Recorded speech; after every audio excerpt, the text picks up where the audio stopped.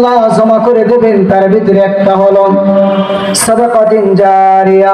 সাদাকায়ে জারিয়া, সাদাকায়ে জারিয়া কি? এক কথায় যত জনকল্যাণমূলক কাজ আছে সব সদকায়ে জারিয়া। আর মসজিদ মাদ্রাসা দ্বীনের যত কাজ আছে সব সদকায়ে জারিয়া। এই মসজিদ এই মাদ্রাসা একজন ছাত্রকে খাওয়ানো, ছাত্র লেখাপড়ার খরচ দেওয়া, মসজিদ মাদ্রাসার খেদমত করা সব কি বলেন? সদকায়ে জারিয়া। একটা গাছ লাগানো, টিউবওয়েল পুঁতে দেওয়া, একটা মানুষকে ব্যবসায় স্বাবলম্বী করে দেওয়া, যা কিছু সব কি সদকায়ে জারিয়া। এই কাজ করতে রাজি আছি তো ইনশাআল্লাহ? 2 নম্বর হলো আও ইলমিন ইউতাবাউ বিহি, ওই ইলম সে ইলম দ্বারা তোমার মৃত্যুর পরে মানুষের উপকার হয়।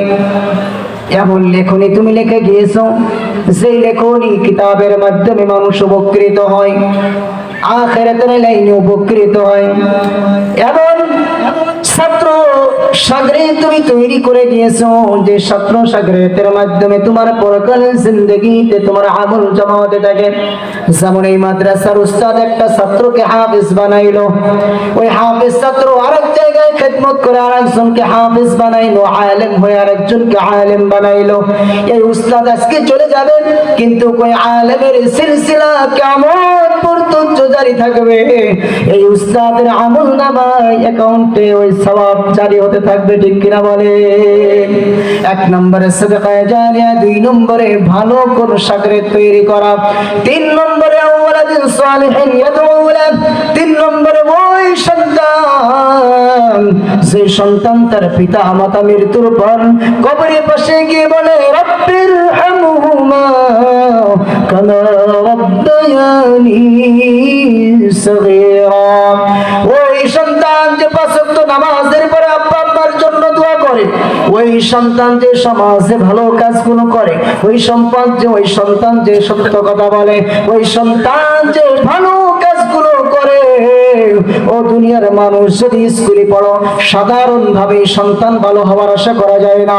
যদি স্কুল কলেজ ভার্সিটিতে যাও সাধারণভাবে সন্তান ভালো হওয়ার আশা করা যায় না। কিন্তু একটা ছেলে যদি প্রাথমিক পর্যায়ে তুমি তার ভিতরে কোরআন ও হাদিসের সমাজ জ্ঞান ঢুকাইতে পারো, যদি প্রাথমিক শিক্ষা ইসলামের শিক্ষা ঢুকাই দিতে পারো রে মা বাবা যারা আছো, এই মাদ্রাসা থেকে প্রাথমিক শিক্ষা যদি তোমার সন্তানকে ঢুকাই দিতে পারো, কেমনে মা বাবার খেদমত করতে হয়, কেমনে শিরিক করা যায় না, কেমনে নবীর বিপক্ষে যাওয়া যায় না, কেমনে সুন্নতের উপরে চলতে হয়, কেমনে ডাক্তার হওয়ার পরেও রোগীকে সেবা করতে হয়, কেমনে প্রফেসর হওয়ার পরেও ছাত্রদের হক আদায় করতে হয়, এই শিক্ষাগুলো যখন এই মাদ্রাসা থেকে নিয়ে চলে যাবে, চলে যাওয়ার পরে তার মা মারা যাবে, বাবা মারা যাবে, ওই সন্তান যেহেতু কোরআনের বোঝ আছে থাকার পরে যখন চিকিৎসা করবে, ওই চিকিৎসার ভিতরেও সওয়াব দান করবেন পিতা মাতার কবরে কে? আল্লাহ। কিন্তু ডাক্তার বানাছো কোনো জ্ঞান নেই, রোগীকে ফাড়ে আর কাটে আর টাকা নেয়, ওর জন্য জাহান্নাম ছাড়া উপায় আছে বলেন? দুনিয়ার সব কাজের ভিতরে দিন।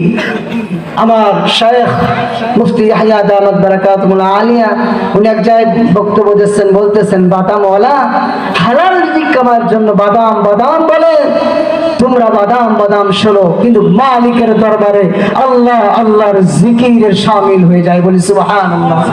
তার মানে হালাল ভাবে বাদামওয়ালা তার সন্তানদেরকে খাওয়ানোর জন্য বাদাম বিক্রি করছে। কাসবুল হালালে ফরিজাতুম বাদাল ফরিজা, হালাল রিজিক উপার্জন করাও নামাজের পর একটা ফরজ ইবাদত। এই ইবাদত যে করতেছে যদিও বাদাম বাদাম বলে, মালিকের খাতায় আল্লাহ আল্লাহর সওয়াব লেখা হয়, সুবহানাল্লাহ।